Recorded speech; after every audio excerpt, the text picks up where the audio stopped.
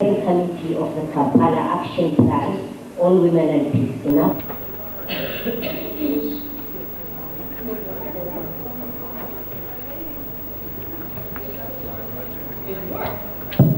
It does work.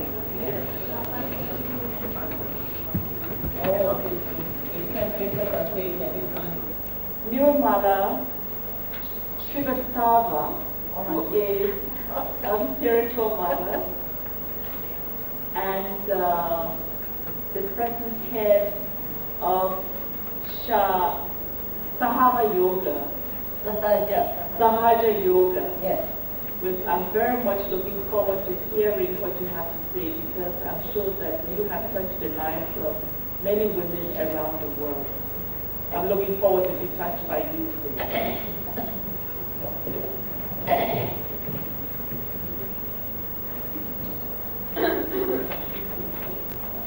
I know you 10 minutes or 15, I'm sorry to say. But they must always have timing, how much time. You can just summarize what you have written.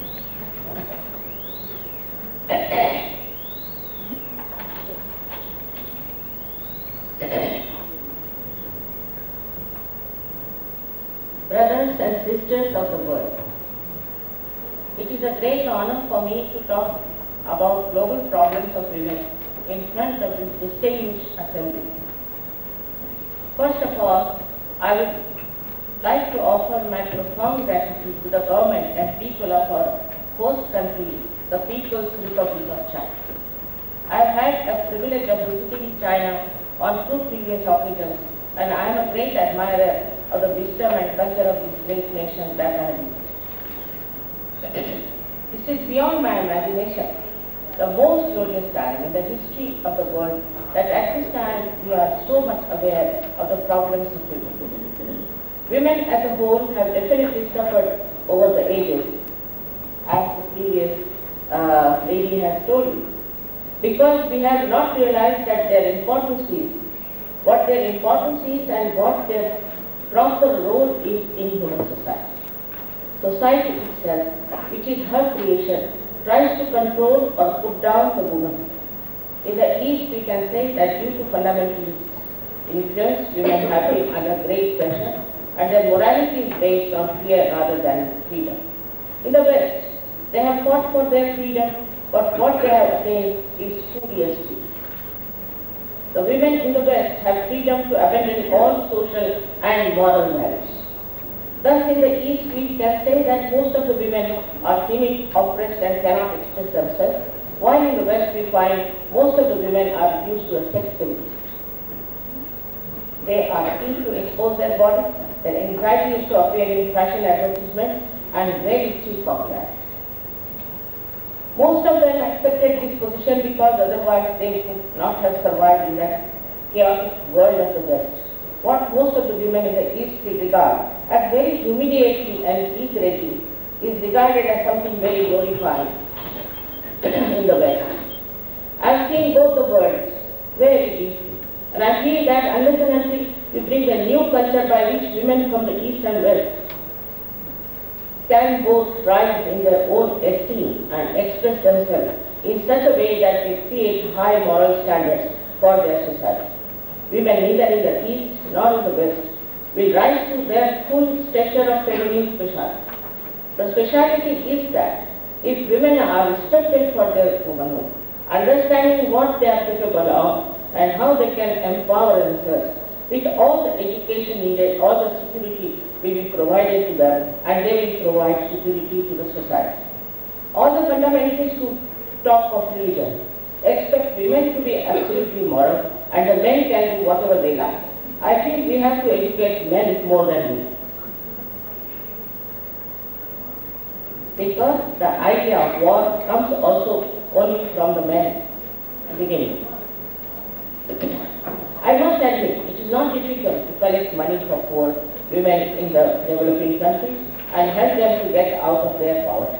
But unfortunately, my knowledge is that the money we are collecting may not reach the poor women, but may end up into the pockets of the corrupt ministers, bureaucrats and other people in charge, and ultimately it will end up in the Swiss bank. I do not want to criticize any UN organization because I know they are very honest in their purpose. But they must be made aware of what is happening under the table. We in India have two very big states called Uttar Pradesh and Bihar, which are very much helped by UNICEF as well as the World Health Organization. UNICEF started a project called Angan, meaning courtyard, where the children were to be educated and brought up in a proper shape. This project is not working at all for the children, but all the money goes into the pockets of all the corrupt people who are in charge of that project, and the children do not even get 2% of what is being said for them. Same with the World Health Organization, which is sending medicines and equipment to India. These medicines are sold in the market and are completely used by the recipients for their own gains. The same happens to WHO equipment, so the poor people never get any benefit and they remain all the time helpless. All this money is called dirty money, but goes to the clean Swiss bank. A large part of the loans which the World Bank gives to the developing countries is also siphoned back to the personal accounts of the corrupt officials maintained in Swiss banks. Thus, all these developing countries are indebted to the World Bank but have no money. The money is in the Swiss bank. So I would request the UN to take this up with the Swiss bank and request them to return all such money which has been siphoned to the very corrupt people and give this money to the UN so that the UN can utilize it for the education of women and other purposes as well as for distributing to people under very effective vigilance. One has to have a very good network of people, especially women, who are involved and who are honest, compassionate, and who would like to make the best out of this money, helping the women who have to achieve social equality. The main work of women here is to create a good society that will enjoy peace better. Immorality, corruption, and violence are the two horrible monsters which are eating up our society. I would blame the mothers of these for corrupt and immoral persons because they fail in their duty as mothers in their child. The loving training of the mother is the first and most effective influence in shaping the children into beautiful students.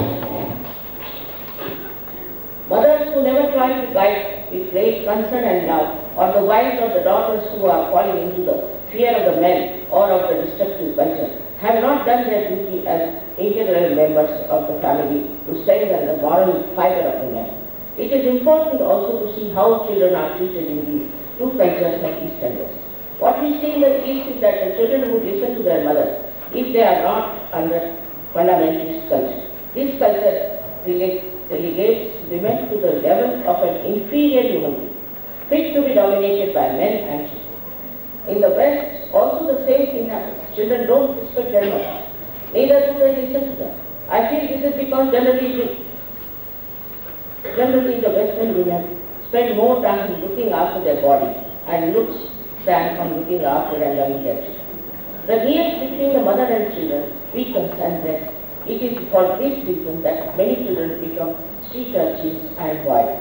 Fortunately, there are still many families in the East and some in the West who deeply defy the corrupting influence of today and look after their children and bring them up. But still I must say that the children in the East are not that much doing as they are in the West. The reason also is that in the East there are many people who have not taken to fundamentalist culture or to the Western culture and have a very good society and produce children who are exceptionally good, though this number may not be very great. But whatever culture they have inherited since long traditionally is very much ingrained in them, and to them the moral value system is the highest, more than money or power. The West is full of problems. Though they have money, they don't have peace within themselves. The truth is that women are the potential power of every civilization and every country. It is evident that women are the creators and the preservers of the entire humankind. This is the role which the Almighty God has given assigned to them. Seeds cannot create anything by themselves. It is the Mother Earth which provides the flowers and the fruits and other bounties. Similarly, it is the women who create the child, who nurtures the baby and eventually brings up the citizen of tomorrow. Women must therefore rank with Mother Earth as the edifice of the entire humanity. Unfortunately, men have utilized muscle power to gain a dominating position over women. They have not recognized that women are complementary and equal, but not similar partners in human endeavors. A society that does recognize this fundamental truth and does not give to women their rightful role is not a civilized society. In my own country, there is a saying in Sanskrit, Yatra Naraya Pujante Tatra Ramante Devata, which means that where the women are respected and respectable, there resides the gods of our well-being. So it is for us at this moment to understand the value of this great power that is given to us by our Creator. But what do we find, whether in the East or the West? Women have not been able to give a full manifestation of their greatness. I am not suggesting at all that the only role of women in human society is that of the mother, the procreator and the preserver of children, or that of a wife or a sister. Women have a full right to participate as equal partners in every aspect of life: social, cultural, educational, political, economical, administrative, and the rest. In order to prepare themselves for this all-pervading role, they must have the right to education in all branches of knowledge. But if they are mothers, they have a great responsibility towards their children as well as their society. Men are responsible for politics and economics of the country, but women are responsible for the society. Women can also support men. They can make leading part, of course, in any position. But it is very important that they should not forget they are women who have to manifest deep motherly concern and love. If they become manly and aggressive, the balance of the society cannot be maintained. At the same time, I must admit that while we ask for the rights of women, we must also stress the fundamental duties of women to the human society. If the women in the West are those who are educated in the West, also some others are educated. I have gone to the other extreme when they are taking to political, economical or administrative roles. To compete with men, they have become much too selfish, self-centered and ambitious. They have no more their soothing, pleasing qualities which can bring peace and balance. On the contrary, they become dominating, pleasure-seeking individuals. They are far more worried about their physical attraction than about having a pleasing, sweet and dignified personality. They give in to their baser self much faster than men, wittingly or unwittingly. All this leads to chaotic societies and children go up into street urchins preparing for wars. What we need is a balance between the two extremes. We need women as equal but not similar partners with men, but with a subtle understanding of the nature of men and how to bring them into the center with their inner balance. We need balanced women in order to have a balanced human race with peace within itself. You might say, oh, this is excellent in thought, but how do we achieve this state of balance? How do we stem the tide of diseases, corruption, immorality, immaturity, and violence? How do we end the present state of conflict and confusion? How do we bring about peace within every mind and heart? I very humbly submit that there is an answer to these questions. There is a new way. If you permit, should I say the president of the ministry? Yeah, if you can just help them, because you have 3 never more told me minutes. what was the time. Okay, you have 3 more minutes. Whatever I am going to tell you now is not to be taken for granted. You should, of course, have your minds open like scientists and treat whatever I am saying as a hypothesis. If this hypothesis can be proved, then you have to accept it as honest person, as absolute truth, because it is for your benevolence. It is for the benevolence of your family. It is for the benevolence of your country and for the benevolence of the whole world. I am here to tell you about the last breakthrough of our evolution. This breakthrough of our evolution is in our awareness, has to happen in this modern time, and has been moreover recorded in the writings of many seers. These are the times called as the decadent times, last called by great Saint Vyasa, who has written the Gita. And it is the decadence of humanity that we see around in every way possible. And unless and until we improve that, wars cannot be avoided. Now I would like to tell you the secret knowledge of our inner being, which was known in India thousands of years back. For our evolution and spiritual ascent, there is a residual power within us, which is located in the triangular bone at the base of our spine. This residual power is known as Kundalini. Though the knowledge of this power was available thousands of years back in India, the awakening of the Kundalini was done traditionally on an individual basis only. One guru would give awakening to one disciple. As a result of that awakening, what happens is that you achieve your self-realization, your self. Secondly, when this power is awakened, it rises and passes to 637 energy centers in your body, nourishing them and integrating. Ultimately, this power breaks through the fontanelle bone area, called as the Talu or the Brahmaranda, and connects you to the all-pervading power of divine love, which is described in the Bible also as the cool breeze of the Holy Ghost, also in the Quran as Ruh, and also in the Indian scriptures as Param Chaitanya. Patanjali has called it as Ritambara Patra. Whatever the name, this is a power which is all-pervading, which does all the subtle works of living process of evolution. The existence of this all-pervading energy is not felt before realization, but after self-realization, you can feel it on your fingertips or at the center of your palm or above the fontanelle bone area. Moreover, this process has to be spontaneous. Sah means it and Jah means God.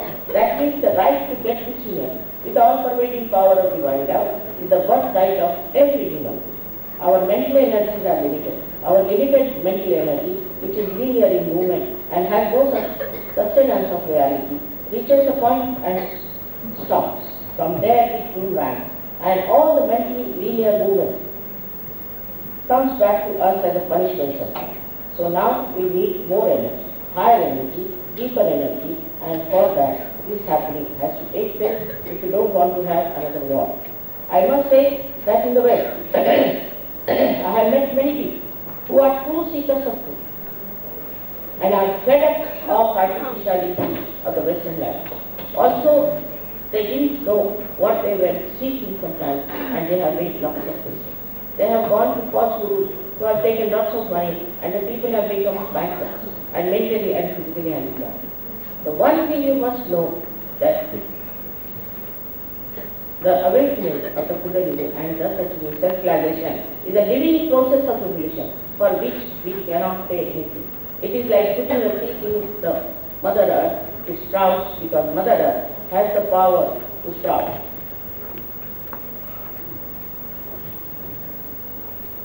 This shows in the same way we have this genuinity power in the triangular bone with the Greeks called as segment. This is a 3.5 point energy. This shows that the Greeks knew that this was a sacred bone, and hence they gave the same name sacred.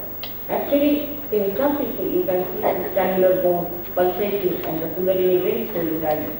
But there are many who have got self-realization. Now this Sah Yoga is working in 65 nations, and they have all become extremely peaceful to each other.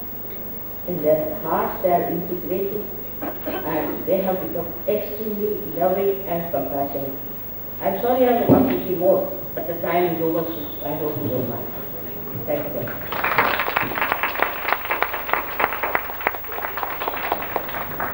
Thank you very much. I'm so sorry that you have to rush over the key points. Very good. So there are copies of this paper that we can all have. And I think the beauty of it is that it points to a method that we can all use for self-realization that will help us to become peaceful people and have peaceful relationships with others. That's what I gained so far from what you said. I hope I got the right message. Thank you very much. Okay. Thank you very much. I would now like to call on Bernadette Pale. And I will forever be power. That is the nature of life and the spirit. Life and the spirit is never over. It's no beginning and no end. And so, I am power. From the moment that I came to earth, I am power. That is the importance of the conception. It's about power, the exercise of power to be creators. And that is the most meaningful experience, to be able to create. We have to have the clarity that we are not creatures. We constantly keep being creatures when we are creators. And if we want peace, we must be peace. We must create peace. You know, but all the times when we keep saying, give us peace, I will give peace because I am peace. You see, we become what we really want to be, and there is no way that my space will be taken by the other one that wants to create me. So for those people that want to empower the other,